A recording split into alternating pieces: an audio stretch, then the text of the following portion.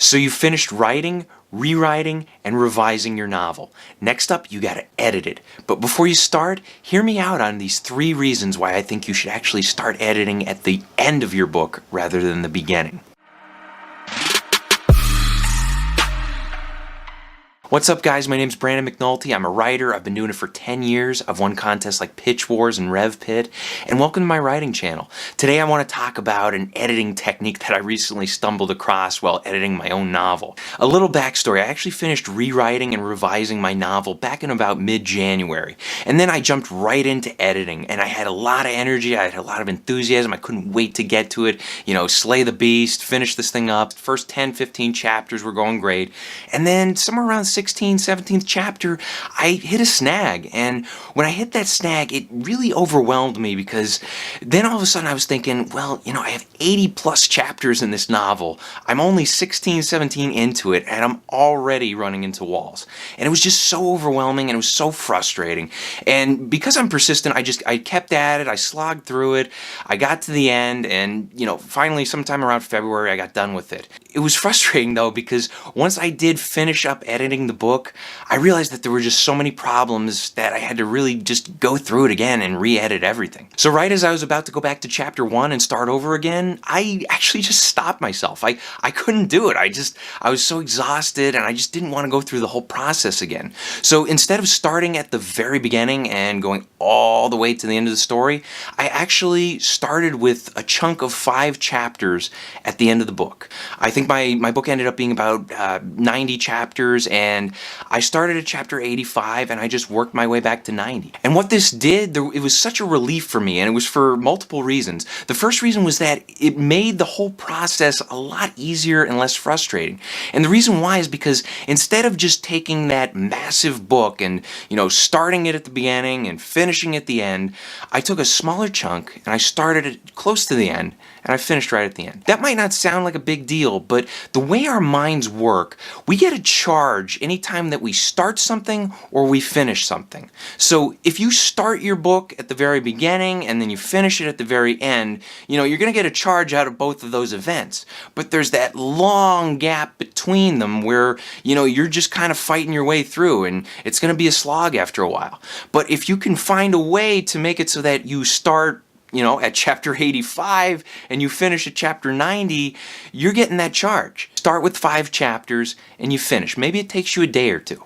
But either way, once you finish, you get a sense of accomplishment, you get motivated to keep going. Now, the second reason I think you should start at the back, you actually get a unique perspective on your book if you go from back to front. It's interesting, if you take it in these chunks of 5 and you start, right at the end of the book where, maybe you have like your ending sequence, that can get pretty interesting because you'll just kind of drop yourself in there into what's basically like a random scene, and you'll have to wonder, okay, have I set things up properly in this particular chapter? Did I give enough sensory details to describe the setting? Did I remind the reader, what a certain character looks like? This is something that's important, and it's something that you can take for granted if you just, start at the beginning and work your way all to the end. For me, sometimes I would, mention something early on in the book, maybe first act, second act. I would describe what a house smells like because of a candle or something like that. And then later on in the book, when I say, she went back to the house, I would just not even bother to describe the house at all. I would just kind of take for granted that the reader was still paying attention to what I said 20, 30 chapters ago. Sometimes it just helps to remind them with a few sensory details or, explain how things have changed since the last time you've been in that particular setting. Now, my third and final reason for editing backwards is because it actually makes setups and payoffs more manageable. If you're not familiar with setups and payoffs, basically a setup is any item, action, or event that happens over the course of the story, and then a payoff is connected to that setup, and a payoff is basically a resolution that comes as a result of that initial setup. Now, setups and payoffs can be both big and small. In my book, I had a ton of them. When I was writing the story, I would sprinkle in some setups early on, and I'd tell myself, okay, 10, 20 chapters from now, that's going to pay off, something cool is going to happen. But, sometimes when I'm writing or when I was rewriting and I finally got to the payoff section, it didn't have the same impact that I wanted. It's interesting that when I was editing backwards, I would actually start with the payoffs, and I would, kind of look at them and say to myself, well, what exactly do I want out of this payoff? How exciting should it be? How much build-up should there be leading up to it? Some of my payoffs didn't have the impact I wanted.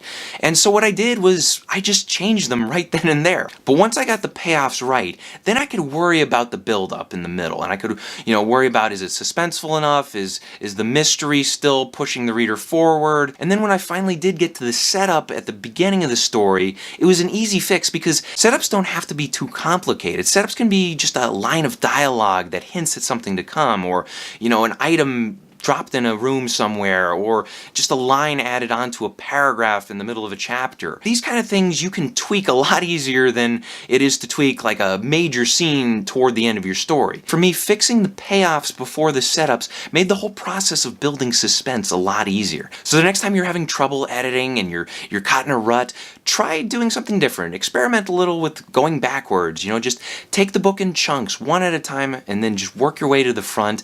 It will definitely give you some different perspective on your book, and it can help you with those setups and payoffs. It's something I'd highly recommend trying at least once. See if it works for you. It helped me a lot, and it really gave me a boost when I needed it. Question of the day: what unconventional editing techniques do you like to use?